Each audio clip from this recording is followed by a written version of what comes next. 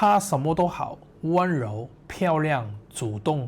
直到有一天她开口了，一开始都很美好，每天聊天视讯说想你，然后慢慢的她的手机开始坏了，家人开始生病了，房租也到期了，工作也没了，每一次都有合理的要求，而且金额不大。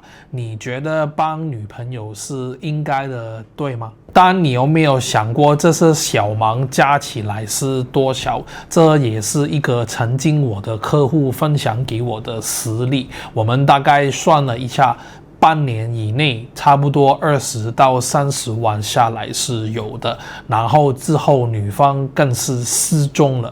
重点不是每个人都是骗子，而是透过你自己是无法分辨出来的。透过配对顾问，你看到的每一位都是经过筛选的，身份认证和面谈的。他是谁，做什么工作，家庭背景，我们都帮你确认过。不想再用钱买教训，可以点击我们的链接，加我们的 LINE， 做一次免费的线上咨询。